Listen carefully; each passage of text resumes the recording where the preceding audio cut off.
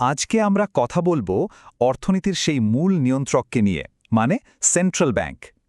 দেখব কিভাবে এই একটা প্রতিষ্ঠান আমাদের পুরো আর্থিক জগৎটাকে চালায়। তো চলুন শুরু করা যাক। কখনো কি মনে হয়েছে, আরে লোনের সুদের হারটা কেন হুট করে বেড়ে গেল, বা সবকিছুর দামই বা কেন খালি বাড়ছে? মনে হয় না গাড়ির লোন থেকে শুরু করে বাড়ির দাম সবকিছু যেন একটা অদৃশ্য সুতোয় বাঁধা। তো এই রহস্যের সমাধানটা কথার? এর উত্তরটা লুকিয়ে আছে একটাই জায়গায়, একটাই প্রতিষ্ঠানে, আর সেটা হলো দেশের কেন্দ্রীয় ব্যাংক। হ্যাঁ, ঠিকই ধরেছেন, অর্থনীতির মূল চালিকা শক্তি কিন্তু এটাই। তো চলুন প্রথম একটু গভীরে গিয়ে দেখি, এই যে সেন্ট্রাল ব্যাংক বা সর্বোচ্চ ব্যাংক, এটা আসলে কি জিনিস, আর এর কাজগুলোই বা কি? সেন্ট্রাল ব্যাংক হল সোজা কথায় সব ব্যাংকের বস। একে এপেক্স বডি বা শীর্ষ সংস্থাও বলা হয়, মানে একেবারে চূড়ায় এর অবস্থান। দেশের বাকি সমস্ত ব্যাংকে এর নিয়মকানুন মেনেই চলতে হয়।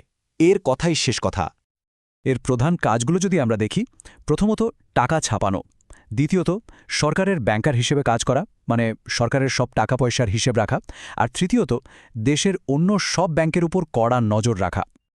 এই উপমাটা দেখুন কি দারুণ। সেন্ট্রাল ব্যাংকে বলা হচ্ছে ক্লাসের একজন শিক্ষকের মতো। ব্যাপারটা ঠিক তাই। যেমন একজন টিচার পুরো ক্লাসটাকে নিয়ন্ত্রণে রাখেন, সেন্ট্রাল ব্যাংকও ঠিক সেভাবেই দেশের সমস্ত কমার্শিয়াল ব্যাংকে নিয়মের মধ্যে রাখে।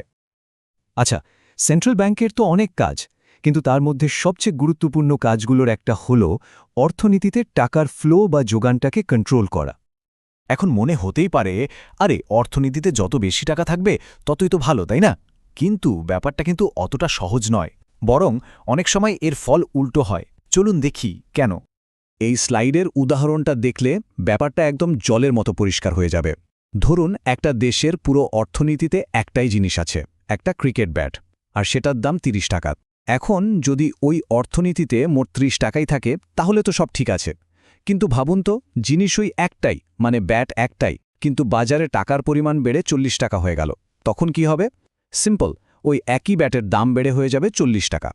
এই যে দামটা বেড়ে গেল, এটাই হলো মুদ্রাস্ফীতি বা ইনফ্লেশন, মানে আমাদের টাকার জোর বা কেনার ক্ষমতা কমে গেল।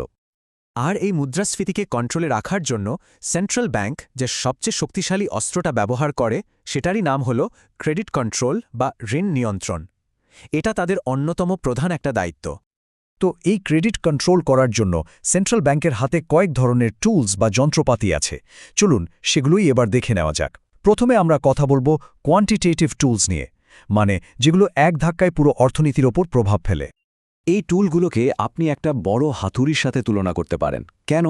কারণ এর ঘা কিন্তু কোনো একটা নির্দিষ্ট জায়গায় পড়ে না, বরং এক বাড়িতে পুরো অর্থনীতির ওপর এসে পড়ে। এর মধ্যে সবচেয়ে গুরুত্বপূর্ণ একটা টুল হল সিআরআর, মানে ক্যাশ রিজার্ভ রেশিও। ব্যাপারটা কি? নিয়মটা হলো প্রত্যেকটা কমার্শিয়াল ব্যাংক জনগণের কাছ থেকে যে টাকাটা ডিপোজিট হিসাবে নেয়, তার একটা নির্দিষ্ট পার্সেন্টেজ তাদের সেন্ট্রাল ব্যাংকের কাছে জমা রাখতে হয়, একদম বাধ্যতামূলকভাবে। আর এই টাকাটা তারা কোনোভাবেই কাউকে লোন হিসাবে দিতে পারে না। প্রসেসটা খুবই সহজ। ধরুন কোনো ব্যাংক ১০০ টাকা ডিপোজিট পেল। যদি সিআরআর রেট ৪% হয়, তাহলে তার থেকে ৪ টাকা তাদের সেন্ট্রাল ব্যাংকের কাছে পাঠিয়ে দিতে হবে। বাকি থাকলো ৯৬ টাকা।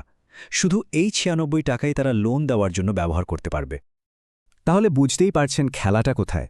যখন বাজারে প্রচুর টাকা চলে আসে, মানে মুদ্রাস্ফীতির ভয় থাকে, তখন সেন্ট্রাল ব্যাংক কী করে? সিআরআর বাড়িয়ে দেয়। ফলে ব্যাংকগুলোর হাতে লোন দেওয়ার জন্য টাকা কমে যায়, আর বাজারে টাকার ফ্লোও কমে আসে।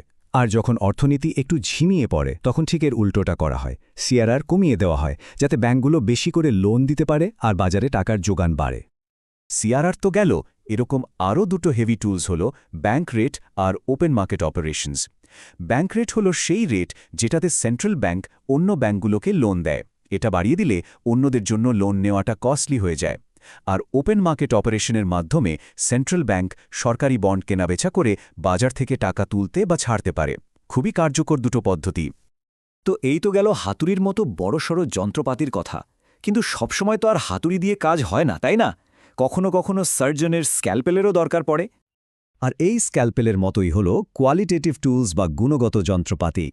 এর কাজ হল খুব সূক্ষ্মভাবে একেবারে টার্গেট করে নির্দিষ্ট জায়গায় ঘা দেওয়া। মানে এই টুলগুলো পুরো অর্থনীতির ওপর একসাথে প্রভাব ফেলে না, বরং কোনো একটা নির্দিষ্ট সেক্টরকে টার্গেট করে। যেমন ধরুন কৃষি খাত বা হাউজিং সেক্টর। সেন্ট্রাল ব্যাংক যখন মনে করে যে কোনো একটা সেক্টরে টাকার যোগান বাড়ানো বা কমানো দরকার, তখন এই টুলগুলো ব্যবহার করা হয়। যেমন একটা উদাহরণ দিই, মার্জিন রিকোয়ারমেন্ট মানে লোন নিতে গেলে শুরুতে নিজের পকেট থেকে কত টাকা দিতে হবে। ধরুন সেন্ট্রাল ব্যাংক গাড়ির লোনের মার্জিন বাড়িয়ে দিল, তার মানে গাড়ি কিনতে গেলে ডাউন পেমেন্ট বেশি করতে হবে, ফলে লোন পাওয়াটা একটু কঠিন হয়ে গেল। আবার মোরাল সুয়েশন বা নৈতিক প্ররোচনা বলেও একটা জিনিস আছে, যেখানে সেন্ট্রাল ব্যাংক অন্য ব্যাংকগুলোকে অনুরোধ করে যে আপনারা কৃষি খাতে বা ছোট শিল্পে একটু বেশি করে লোন দিন। এত সব তো গেল টেকনিক্যাল ব্যাপার-স্যাপার, কিন্তু আসল কথা হলো সেন্ট্রাল ব্যাংকের এই সব কাজের প্রভাব আমাদের সাধারণ মানুষের জীবনে কিভাবে পড়ে। এর প্রভাব কিন্তু একদম সরাসরি। আমরা যে হোম লোন বা কার লোন নিই, তার সুদের হার কি হবে সেটা ঠিক হয়। জিনিসপত্রের দাম মানে আমাদের সংসার চালানোর খরচ, সেটাও কন্ট্রোলে থাকে। দেশে ব্যবসা বাণিজ্য বাড়বে কিনা, নতুন চাকরি তৈরি হবে কিনা, সেটাও এর ওপর নির্ভর করে। এমনকি ব্যাংকে আমরা যে টাকাটা সঞ্চয় করে রাখি, সেটাও সুরক্ষিত থাকে এই সেন্ট্রাল ব্যাংকের জন্যই।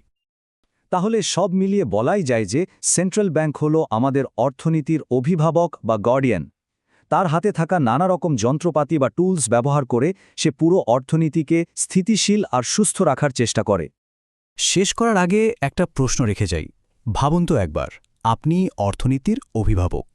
আপনার একদিকে দেশের গ্রোথ বাড়াতে হবে, নতুন চাকরি তৈরি করতে হবে, আবার অন্যদিকে মুদ্রাস্ফীতিকেও লাগাম দিয়ে রাখতে হবে। এই দুটো জিনিসের মধ্যে ব্যালেন্স করাটা কতটা কঠিন একটা কাজ হতে পারে, এটা নিয়ে একটু ভাবা যেতেই পারে, তাই না?